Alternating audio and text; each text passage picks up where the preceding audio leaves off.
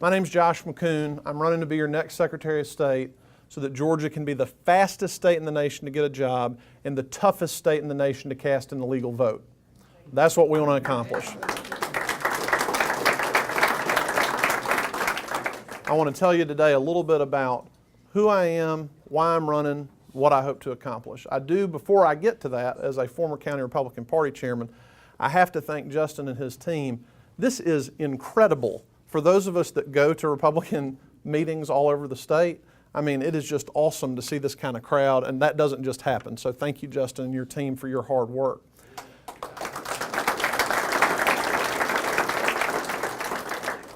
My great-grandfather moved to Columbus, Georgia to go work at the Eagle and Phoenix textile mill. He worked there for 50 years. My grandfather left school in the 8th grade, did a lot of odd jobs to help support our family during the Great Depression until he was called off to fight in the Pacific in World War II.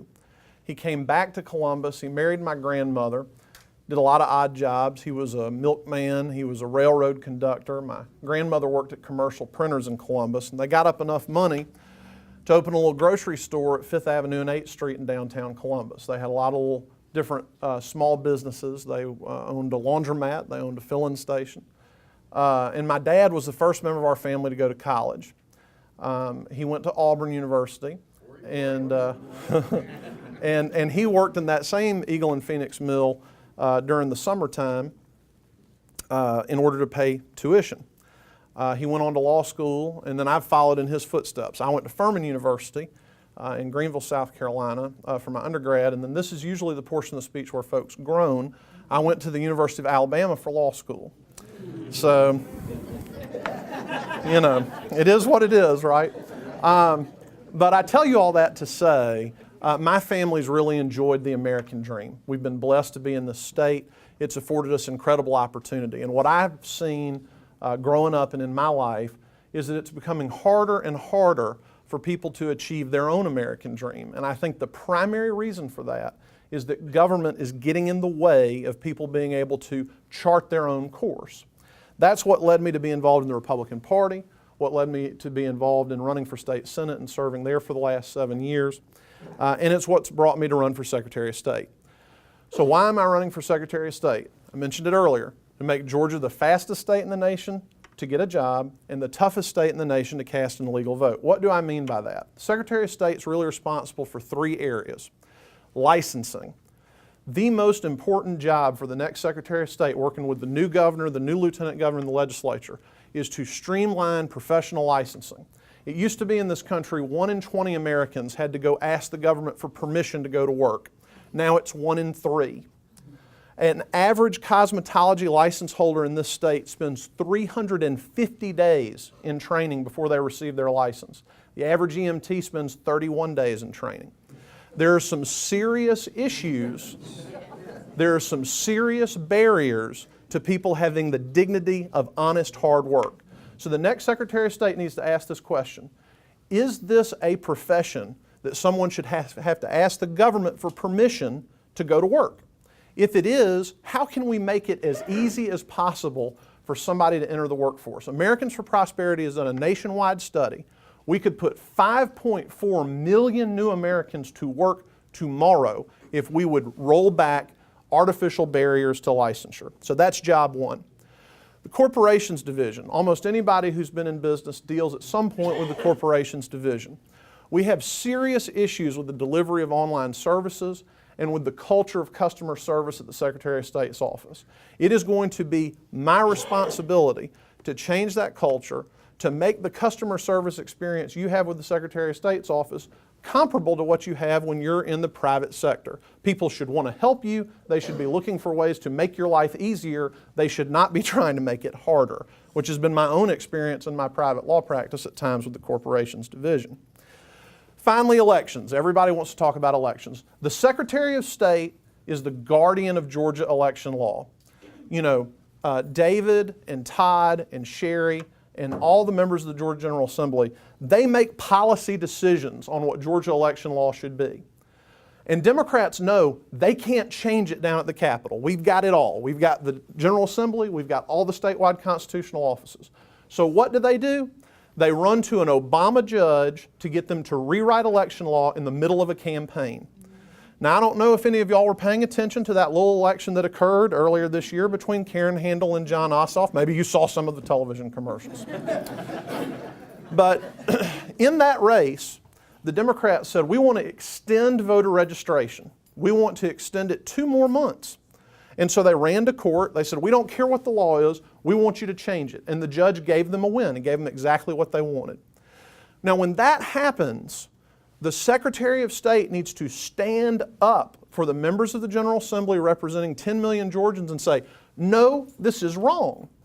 If you want to do this, if the far left is going to try to rewrite our election law, then they need to pack a lunch. We're going to take them to the United States Supreme Court. We're going to fight these issues, and we're going to have to be told that the Georgia General Assembly's policy decisions are not going to control. That's just terribly important. We had 2 counties sued last year, Hall County and Gwinnett County, and they said that they were going to have to print ballots. The purpose of the lawsuit was to say you've got to print ballots in languages other than English. Now, I welcome the culture of legal immigration we have in this country, and people come from all over the world to seek a better life. That's great.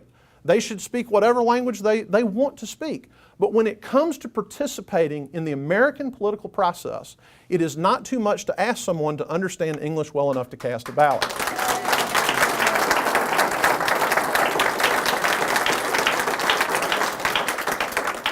And I'm going to fight for that, not just in the courtroom, but you know, we have a Republican president now. We've got a Republican president, we've got a Republican Congress.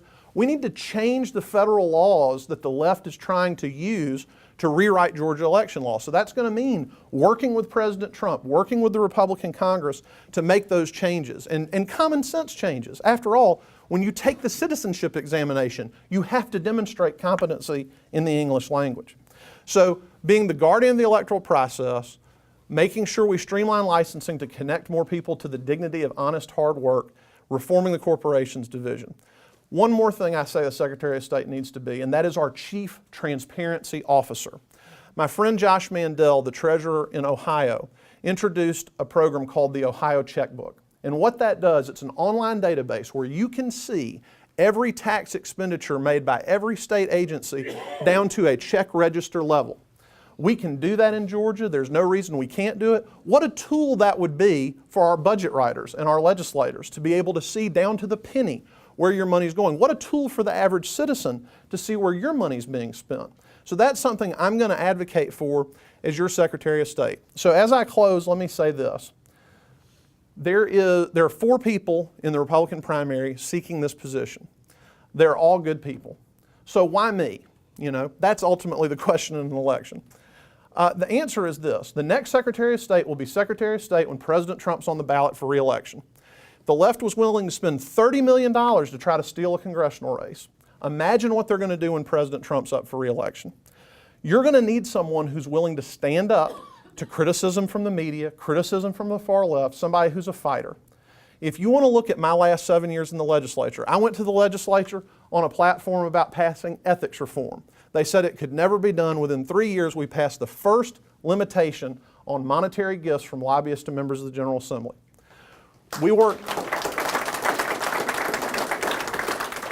In 2014, I worked with a number of legislators on this simple question. Shouldn't your First Amendment right be treated the same by a court, no matter what level of government you're dealing with and no matter what your claim is? Shouldn't you have the same protection of your religious freedom as an inmate in a federal prison? Doesn't that make sense? So we introduced legislation to do that. And you know, we got it passed through the General Assembly. Unfortunately, it was vetoed. But I'm proud to say all 4 Republican gubernatorial candidates have pledged to you that they are going to sign that protection of your free exercise right into law. So I've been willing to stand up. I don't run when the going gets tough. So the last thing I'm going to say to you is this. A friend of mine who's in sales said, you don't get the order if you don't ask for it. This election is May 22nd. We need your support. We need your help. I ask for your vote to be your next Secretary of State. Thank you so much.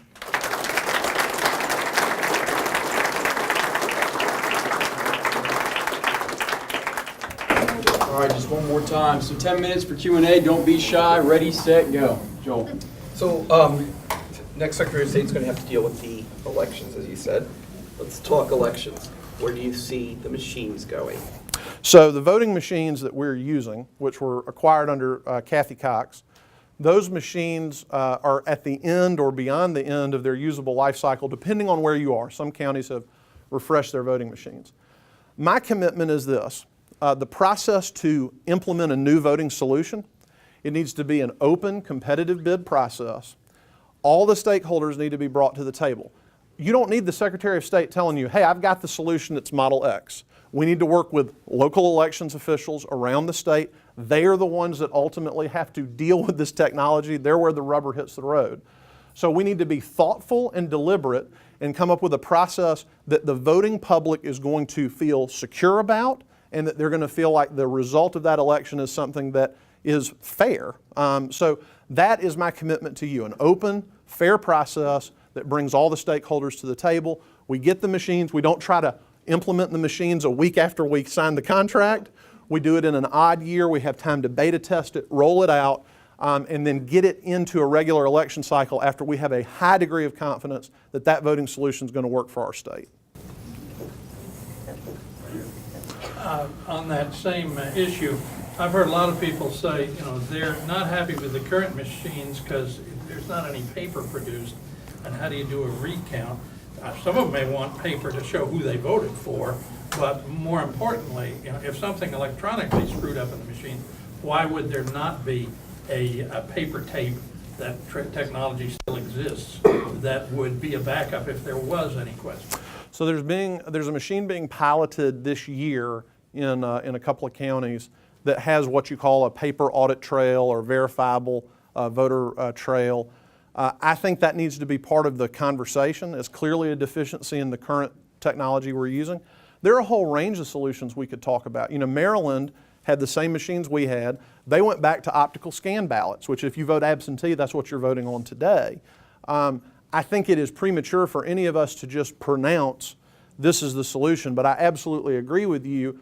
Having that concern addressed has got to be part of that process in whatever we implement going forward. Yes, sir. You talk about not being able to cast a fraudulent ballot. What are your thoughts on what should be done to keep, multi-state election, people voting in multi-states or, dead people voting, those kinds of things? How do you see? So there certainly needs to be cooperation with President Trump's Voter Integrity Commission. That has a lot to do with the multiple state registration. We also need to seriously look at the way new registrations are being put into the system. Unfortunately, we have a system in Georgia where people are being paid bounties to register people to vote. What I mean by that is somebody's not paid by the hour to go do voter registration. They're paid once they get your registration and turn it in, they get $10. So it's an incredible invitation to massive fraud. And we've seen in a number of counties incomplete voter registrations that are pending. Muskogee County, where I'm from, we have roughly 100,000 registered voters. We have 3,500 applications in this pending status because of this incentive that's out there. I think we should work with the legislature to outlaw paying these voter registration bounties. And I think it's important too, we've had situations where there's an 18-year-old young man who was at a travel ball tournament in Columbus. He's from another state. This person approaches him and says, hey, you need to register to vote with me because they're thinking about getting paid. He says, I don't live here. Well, that's no problem. We're going to do the paperwork. We'll get you registered. So he fills it out. He gets registered in Georgia, not his home state. So when he goes to vote in his first presidential election last fall, he's not on the roll. It's too late. He's had that taken away from him. I think that the legislature's got to tighten that up. And we've got to talk about the absentee ballot process. We talk about voter ID all the time, but the absentee ballot process doesn't have really that voter ID component to it. We had a situation in Muskogee County in 2014. A lady came into the office with 19 absentee ballots in an unsealed envelope. As it happened, we had a member of our Board of Elections there, and he started asking questions. So they separated that out from the other absentee ballots. All 19 of these folks were residents at a nursing home in Muskogee County.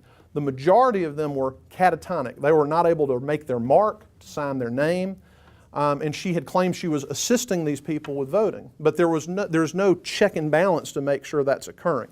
Some states require notarization of the ballot, or at least notarization of the request for an absentee ballot. So those are all things we could do, Secretary of State working with the legislature to tighten up that process. Ethan. Josh, what's your legislative priorities next session, for the 2018 session? So what's really important to me next year, and I think on the Senate side more globally it's important, because we haven't seen anything out of Washington on the health care front. I think asking for a waiver from some of the Medicaid requirements and allowing the state to do some innovative things in terms of health care delivery and connecting people to health care solutions, because if there is no leadership coming out of Washington over the next year, there are things that are kind of getting to the breaking point in state Medicaid. So I think when you think about the state budget and the spend, that's probably the most pressing item. All right, 3 more questions. Sherry? In Georgia, if you are a non-citizen, non-American citizen, you get a driver's license. And of course, in very fine print, it says non-citizen. What could your office do, if you were Secretary of State, what could your office do to help make that driver's license more obvious that they're not legal to vote? So I want to be clear about this question. The state of Georgia has issued over 40,000 driver's licenses to these DACA recipients who are illegal aliens. They do not have lawful status to be in the country. The only difference between their driver's license and yours or mine is the phrase limited term appears in small black lettering at the top of the license. I think the one thing the Secretary of State could do alone is to sit down with as many elections officials as possible and do training on the voter ID piece, because every election, and I haven't asked Joel Nat about this, but every elections official I've talked to, when I ask that question, are y'all training people for that? Are y'all talking to the poll workers about it? That's not happening. So that's something that I think we could do immediately that would at least we would have a shot at the poll worker catching it. Thank you. Last 2 questions. Jessica? 2 questions. One, what you were just talking about, wouldn't it be less expensive to make the illegals a different color? And you don't have to have so much training to deal with it. So That's one. okay. The other question was, can you, as your department, I don't know where to go, people like Alsop that comes into other people's districts that does not live there, well, how can that be stopped? Okay. All right. So the first question is about the driver's license. We've been trying in the Senate, and I've been the principal author of this bill for several years, not just to change them, but just to say, you know what, why are we issuing a driver's license to an illegal alien? The state shouldn't be doing that. And I'm proud to say the Senate has passed that bill multiple times, but it unfortunately has not found its way to the governor's desk. So that would be the best solution would be for the legislature to pass a bill mandating at a minimum that whatever that document is, if we're going to issue one, be different. But that requires the legislature to act. That's not something the Secretary of State could do alone. Your other question about John Ossoff. The United States Constitution sets the qualifications for running for Congress, and all it requires is that you be a resident of the state that you are seeking to represent. So somebody from Columbus could run for Congress in a seat that's in Savannah. We may all find that sort of laughable and ludicrous, but the only way to fix that is to amend the United States Constitution. Thank you so much, Senator. I appreciate it very much. Thank you. Appreciate it. Thank you very much. Thanks. Appreciate it. Thanks.